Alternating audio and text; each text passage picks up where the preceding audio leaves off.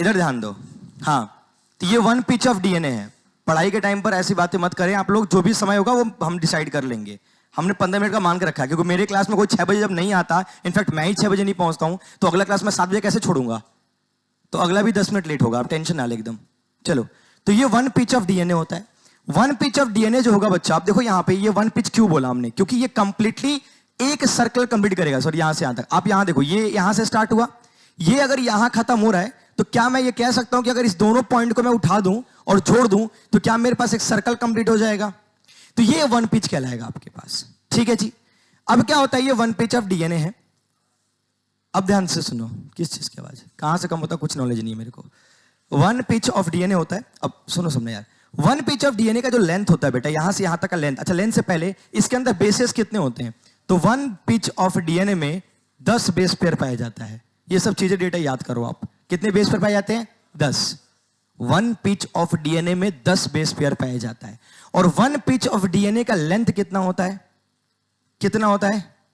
34 angstrom. कितना होता है? 34 एंगस्ट्रॉम। अब इसको अगर नैनोमीटर में कन्वर्ट करोगे तो एक पॉइंट शिफ्ट कर दोगे।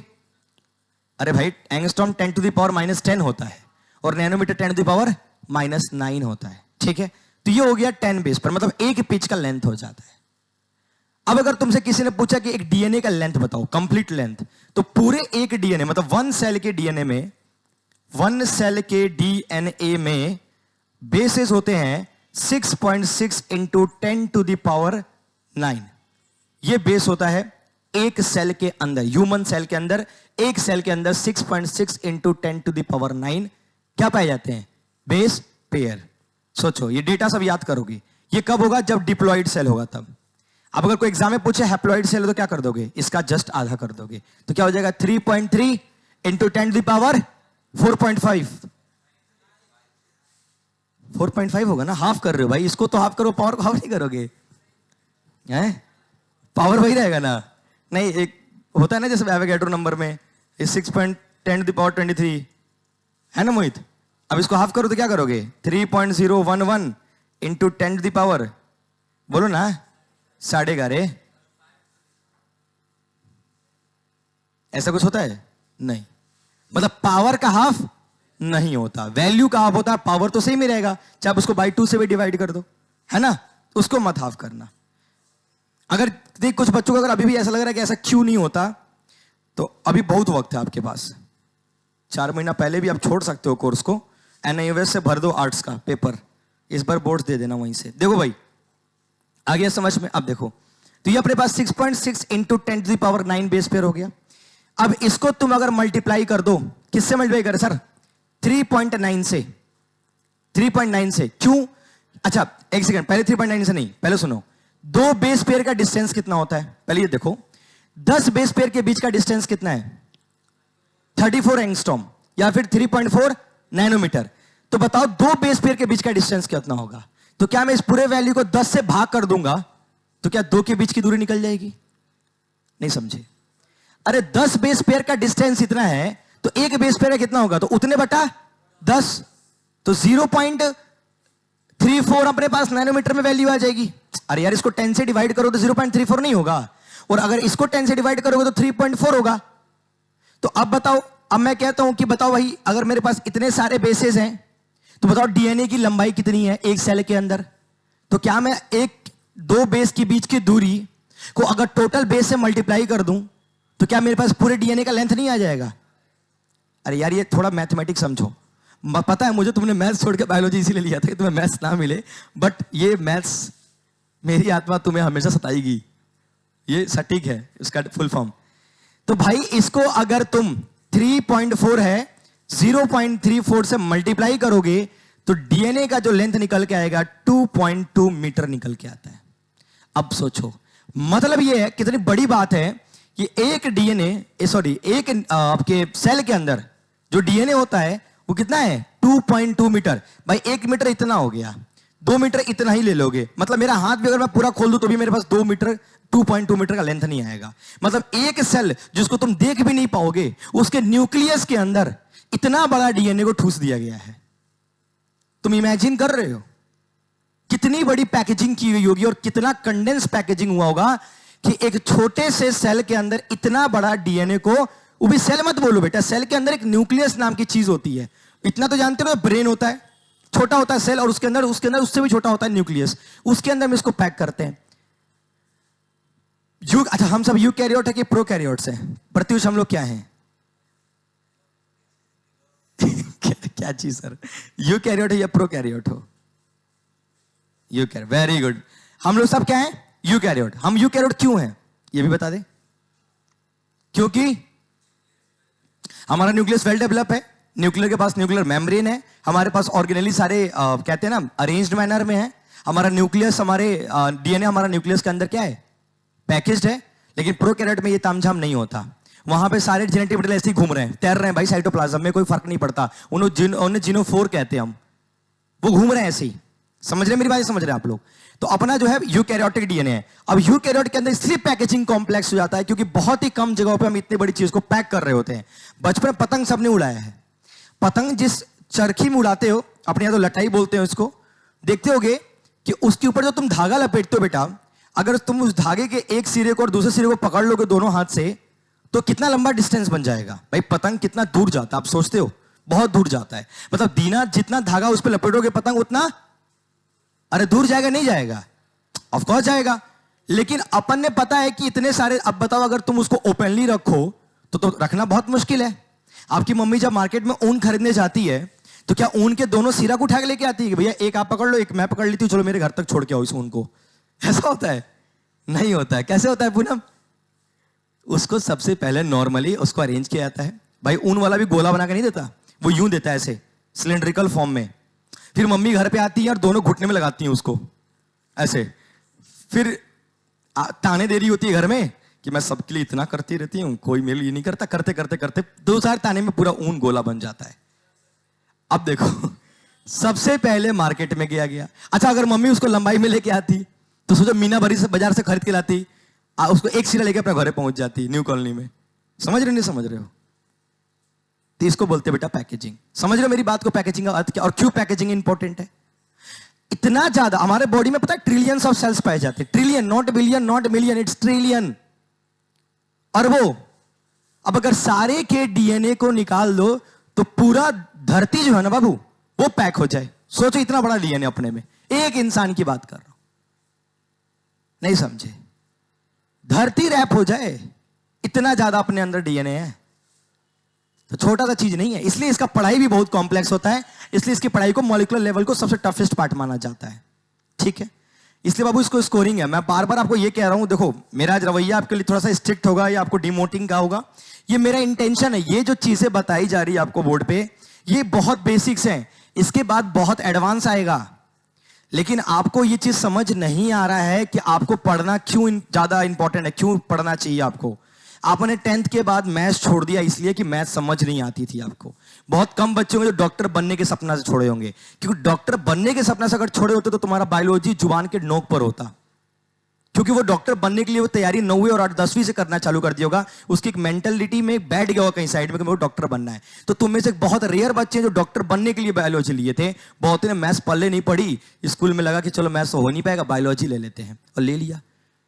और अब बायोलॉजी को भी ढंग से नहीं कर रहे हो, अपने चॉइस की चीजों को भी ढंग से नहीं कर रहे हो। तुम कोई चीज चुनते हो और उससे भी तुमको लगाव नहीं हो तो तुम क्या फायदा? तुम इंसान हो तो तुम जानवर ही ना हो। अरे भाई ठीक है, 11th भर मस्ती किए, 12th का ऑलमोस्ट हाफ ईयर, हाफ से भी ज्यादा ईयर तुमने मस्ती में निकाल दिया। अभी भी तुम मस्ती ढूंढ रहे हो, जबकि तुम लोग के घर वाले, मुझे पता है कोई आपके घर वाले इतने नहीं है कि आपको पढ़ाई के समय में कोई इतना बड़ा काम हरा देंगे और बोल देंगे कि पढ़ाई छोड़ दो ये काम कर दो बेटा। कोई नहीं कहता, अपने आप से चुल है आपको। नहीं, अपने को तो काम ही करना है, कोई नहीं बोलेंगे घर वाले, फिर भी करना है। और एग्जाम के 1 महीना पहले तुम्हारे लग जाएगा आग। रॉकेट में आग लगता है, तुम्हारे अंदर लगेगा आग कि कौन से इंस्टीट्यूट में क्रैश कोर्स ज्वाइन करें, कहां क्रैश कोर्स चल रहा है, कहां से क्या नोट्स ले लें। और तुम घंटा कुछ भी नहीं कर पाओगे उस वक्त पे भी, क्योंकि जब 12 महीने की पढ़ाई तुमसे 12 मिनट बैठ के नहीं की गई तो 1 महीने की पढ़ाई तुम कहां से कर पाओगे? नहीं होगा बाबू। हम बता रहे एक फैक्ट है। तुम्हें बुरा लग रहा है तो लगना चाहिए कि तुम डिजर्व करते हो इस बुराई को, तुम डिजर्व करते हो इस बुराई को, क्योंकि तुम नहीं पढ़ रहे हो। मैंने एक्सपेक्ट नहीं किया था कि तुम्हें बॉन्ड नहीं पता होगा, जबकि मैंने बहुत पहले बता दिया। तुम्हें पता है कि आज मैं पैकेजिंग पढ़ाने वाला हूं, तो एटलीस्ट ये पढ़ के आना चाहिए था। ये बात सिर्फ मैं नहीं कह रहा हूं, ये ऑलमोस्ट सारे टीचर कहते हैं कि बच्चों का लेवल बहुत डाउन गया है, बहुत डाउन जा रहा है। अब इसके क्या रीजन है, आई डोंट नो क्या रीजन हो सकते हैं, बट आपको ये चीज पे ध्यान रखना पड़ेगा बाबू।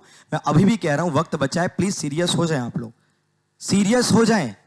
थोड़ा सा ना दूर हटे अपने दौर दुनिया से, थोड़ा सा पढ़ लें, क्योंकि बाकी चीजों के लिए बहुत समय है, इस एक चीज के लिए बहुत लिमिटेड समय है।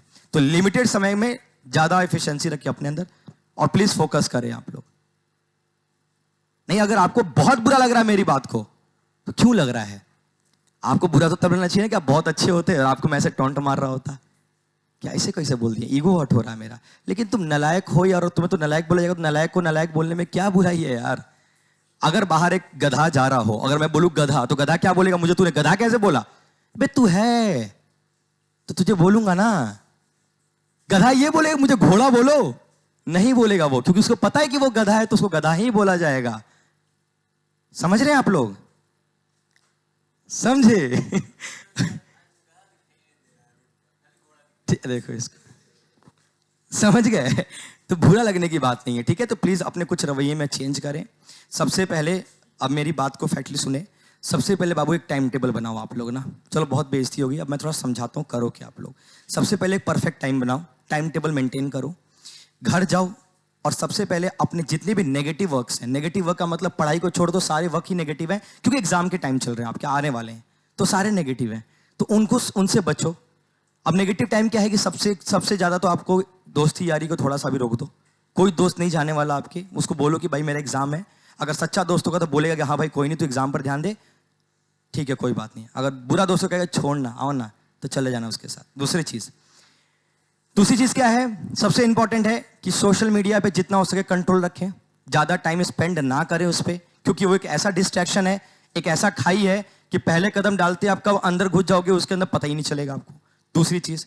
तीसरी चीज है कि सबसे ज्यादा अननेसेसरी इन्वायरमेंट क्रिएट ना करो और ना उसके अंदर इन्वॉल्व हो। अननेसेसरी का मतलब जो आपसे रिलेट ही ना हो। आपको चुल होती है ना किसी की लड़ाई में घुस जाना, किसी के पंगे में घुस जाना, या किसी चीज में इन्वॉल्व हो जाना, किसी यारी दोस्ती में चले जाना, बेटा उससे बच के रहें आप लोग। देखो ये भी मैं बता रहा हूं आपके, इसके क्या चीजें हैं, ठीक है? सब करो भाई लाइफ में, लेकिन आप इसको कॉम्प्रोमाइज करके कर रहे हो तो बुरा ही बुरा है। और आखिरी और सबसे बड़ी चीज जो जिसमें हमको लग रहा है कि तुम सब इन्वॉल्व हो जाते हो इस एज में, वो है आशिकी और मोहब्बत। इससे तो बच ही जाओ भाई, इससे बचो। नहीं तो अब तुम कहोगे सर मेरा तो कुछ है ही नहीं, सर मैं तो कुछ करता ही नहीं, तो बेटा तुम्हारा नहीं है, अच्छी बात है, लेकिन तुम जो कोशिश कर रहे हो वो भी छोड़ो, ठीक है? क्योंकि उस कोशिश के चक्कर में तुम मोहब्बत में पड़ जाओगे। और मैं बता रहा हूं, नहीं करो भाई, बिल्कुल करना। 12th के बाद तुम फुल टाइम यही काम करना बाबू। सुबह 4 बजे भोर में उठ जाना, ठीक है? और निकल जाना अपने इस मंजिल के लिए, और ढूंढते चलना, पता कर लेना पहले कहां कहां क्या क्या सिस्टम हो सकता है, क्या व्यवस्था है, करते रहना बाबू फुल टाइम, एकदम शिद्दत वाला। खाना पीना सब अपने लाद लेना, सब बिछाई बैग में, कहीं रास्ते में भूख लगे उतर के खा लेना, लेकिन लग जाना बाबू फुल टाइम। लेकिन अभी मत लगो यार, क्योंकि अभी तुम क्या करोगे, एक रिलेशनशिप स्टैब्लिश करोगे, मान लेते हो गया, मान लेते हैं कर लिए, उसके बाद तुम्हारा बाबू सोना स्टार्ट हो जाएगा, क्योंकि तुमने करा है तो उसकी फॉर्मेलिटी तो पूरी करनी पड़ेगी। अब उस फॉर्मेलिटी के चक्कर में तुम इन्वॉल्व हो जाओगे, बस लग जाओगे, समय निकल जाएगा, एग्जाम आ जाएगा, ना बाबू की सोना बचेगी ना सोना के बाबू बचेंगे, सब खत्म, और फिर हो जाएगा ब्रेकअप। तो तुम क्या सोचोगे, ना साला एग्जाम दिए, ना साला पूरा साल पढ़े, ना एग्जाम दिए ना पूरा साल पढ़े, एक बाबू भी रखे, वो बाबू भी सोना के साथ चली गई, अब बचा क्या आखिरी में?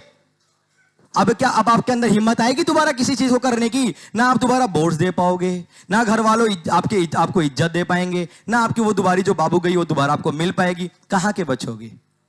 ये आपके यार दो जो साथ में बैठे, ये भी सब 12th के बाद कोई जामिया चला जाएगा, कोई GNU चला जाएगा, कोई IPU चला जाएगा, कोई कहीं चला जाएगा, कोई कहीं चला जाएगा। आपके यार दोस्त भी नहीं बचे जिसको तुम कहानी बता पाओ कि भाई ऐसा हुआ था मेरे साथ, वो भी नहीं सुनेगा तुम्हारी बात को।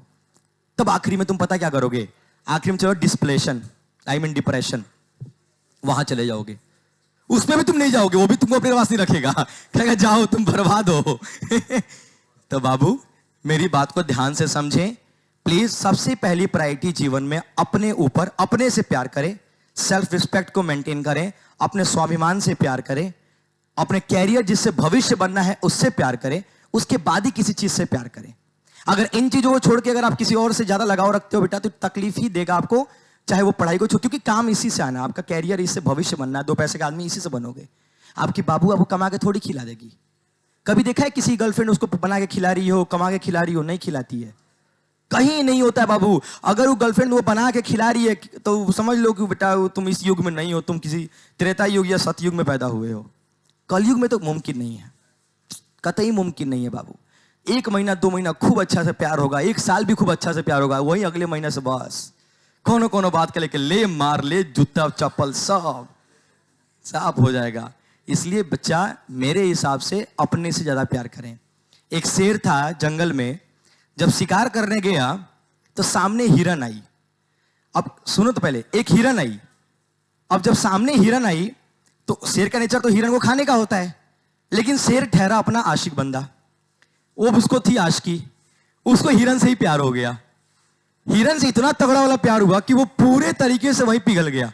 मतलब उस बंदे के अंदर का एग्रेशन ही खत्म हो गया, उसको प्यार करना इतना लग गया कि वो भूल गया कि उसके पेट की सवाल थी, खाना भी चाहिए था उसको।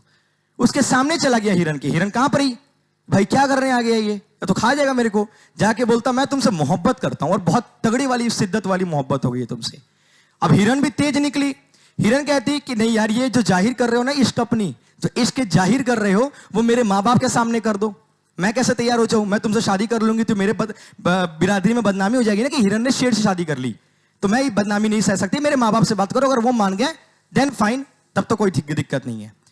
तो हिरन की इस बात को शेर बोला ठीक है, मैं कल तुम्हारे माँ बाप से मिलने आता हूं। हिरन चली गई। शेर भाई साहब अगले दिन एकदम सेंट वेंट लगा के खूब मस्त ड्रेसिंग सेंस रखा, खूब मस्त अपने बाल धोती तगड़े वाले, चोटी वोटी बनाई छपरी वाली और पीछे कटिंग कराई। पहुंच गया शेर उनके माँ बाप से मिलने। माँ जी पिताजी नमस्कार। मैं तो जब गया तो पूरी हिरन जाती डरे में, भाई साहब शेर चल के आया हमारे वहां, बहुत बड़ी बात है। अब देखो तो माँ बाप से बोला क्या शेर ने कि मैं आपकी बेटी से बहुत शिद्दत वाली मोहब्बत करता हूं, बहुत तगड़ी वाली।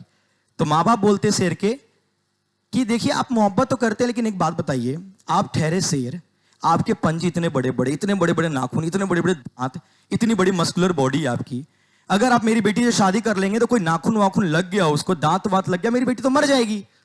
ये कैसे, ये संबंध तो कहीं हो ही नहीं सकता, ये तो पॉसिबल ही नहीं है कि आपके जैसा इतने खूंखार चीज, इतने सॉफ्ट वाली चीज से शादी करा दे, ये मुमकिन ही नहीं है। अब इस शेर को इस बात को लग गई, शेर को कि भाई ऐसे कैसे बोल दिया। शेर लौट के गया मुंह लटका के, उसको इस बात को लग गई। जाती सबसे पहले नाखून तोड़ा अपने, उसने दीवार पे दे मारा और पत्थर से दांत तोड़ लिए भाई, सब कुछ तोड़ ताड़ गया। अगले दिन बिना दांत के बिना नाखून का शेर पहुंचा, बोला कि देखिए अब तो ठीक है ना, मेरे पास नाखून भी नहीं बचे और दांत भी नहीं बचे। इतना जैसे ही कहा, उस शेर जितने हिरन जाती थी, सबके पास, हिरन के पास सिंग होता है, सबने एक साथ इस शेर पे अटैक कर दिया और सब लगे शेर को मारने। अब तो शेर बेसहारा हो गया था, कुछ नहीं बचा था उसके अंदर। इतने में सब लगे मारने उसको, और बाद में आखिरी में जिस हिरन से उसको प्यार हुआ था वो हिरन दौड़ के आती है, और इतना तेज दौड़ के आती है कि शेर के सीने में अपना पूरा सिंग डाल देती है, और शेर उसी टाइम पर मर जाता है। अब इससे तुम क्या समझे कि सबसे पहले अपने स्वाभिमान की इच्छा रक्षा करो, अपने आप को मत बदलने दो किसी के लिए, कभी मत चेंज करो। जो तुम हो वो बेहतर हो, you are the best version of yourself, उसको मत बदलो। स्वाभिमान से बड़ा कुछ नहीं होता, सेल्फ रिस्पेक्ट से बड़ा कुछ भी नहीं होता, लेकिन तुम लोग ये बात नहीं समझते हो। तुम सबसे पहले अपने स्वाभिमान की ही ऐसी की तैसी कर देते हो, सबसे पहले यही करते हो तुम। और इसलिए जीवन में जब खुद को ही इज्जत नहीं देते तो तुम्हें दुनिया क्या इज्जत एक्सपेक्ट करोगे, तुमको दुनिया से एक्सपेक्ट ही नहीं करना चाहिए इज्जत। इसलिए बच्चा, मैं आपको बहुत पोलाइट वे में समझा रहा हूं कि प्लीज, जिससे आपका भविष्य बनना है, जिससे आपके कैरियर डिसाइड होनी है, जिससे आपके माँ बाप पूरे लाइफ सेटिस्फाई फील कर सके, प्राउड फील सके, रिस्पेक्टफुल सोसाइटी में फील कर सके, आप भी कर सको, प्लीज सिर्फ और सिर्फ वही काम में अपने को इन्वॉल्व रखे। डोंट गेट डिस्ट्रैक्टेड, प्लीज ना हो। ये बात तो मैंने आपको इसलिए बताई है कि ये जरूरी है कि आप लोग अभी भी समझ जाएं। गिन के महीना बचे हैं 4, 3 से 4, और आपकी पढ़ाई इस तरह से हो रही। समझे नहीं समझे मेरी बात को? आई बात समझ में? ध्यान रखोगे इस चीज का? कर रखो भाई, आपकी मर्जी है। चलो एक बार देखते हैं फिर से। हमारे पास डीएनए आरएनए, बताओ 3 मेजर डिफरेंस। 3 बताओ, 2 तो दिख रहे होंगे आपको कि भाई डीएनए में C2 पोजीशन पे आरएनए में OH होता है, और यहां C2 पे क्या होता है, सिर्फ H, क्योंकि O क्या हो गया, एलिमिनेट हो गया। इसे कहते हैं डी ऑक्सी। डी वर्ड का मतलब रिमूवल, ऑक्सी वर्ड का मतलब ऑक्सीजन का रिमूवल। जैसे डिहाइड्रेशन है ना, वैसे होता है डी ऑक्सीजनेटेड। बन गया पहला डिफरेंस। दूसरा डिफरेंस बताओ, दूसरा बताओ। डीएनए में यूरेसिल नहीं होता, लेकिन यहां पे अच्छा आरएनए में सॉरी आरएनए में यूरेसिल होता है। डीएनए में थाइमिन होता है और आरएनए में थाइमिन नहीं होता है। अच्छा थाइमिन और यूरेसिल में क्या डिफरेंस है बताया था? थाइमिन और यूरेसिल में क्या डिफरेंस है? फिफ्थ पोजीशन पे मिथाइल ग्रुप। वेरी गुड, बताया था, लिखवाया था। अगला difference, DNA is the most stable genetic material in biosphere, where is RNA is less stable, और less stability because of this oxygen and because of this uracil, and that is the reason कि RNA is considered to be a catalyst, biocatalyst, but not genetic material for the higher organism. Can be for the lower organism but can't for the higher organism. Act as a catalyst, सिर्फ catalyst की तरह, adapter की तरह और messenger की तरह behave करेगा, लेकिन जेनेटिक मटेरियल की तरह बिहेव नहीं करेगा। और ये इवोल्यूशन का पार्ट है कि आरएनए किस में कन्वर्ट हो गया है? डीएनए में। ठीक है भाई, समझ गए? अब तक हमने इस चैप्टर में बेसिक स्ट्रक्चर्स पढ़ लिए, एक्सपेरिमेंटल प्रूफ्स पढ़ लिए। अब हम लोग कल जो है इसी में पैकेजिंग को आगे, और अभी पैकेजिंग स्टार्ट हो गया है और आगे डिस्कस करेंगे, और उसके बाद हमारा आएगा ट्रांसक्रिप्शन, रेप्लिकेशन और ट्रांसलेशन वाला पार्ट। ठीक है, कल से सारे बच्चे समय पे आए और कोई लेट ना करे, प्लीज ध्यान रखिए इस चीज का। जा सकते हैं आप लोग जी। अच्छा ओके, कर लो कॉपी।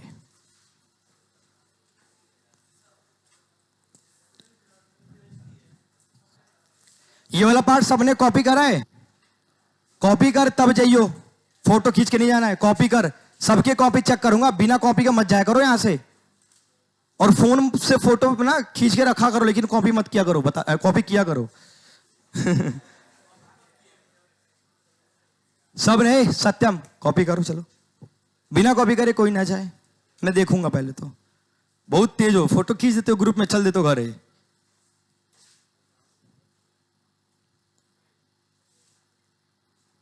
बिना उसके कोई नहीं जाएगा कॉपी करे।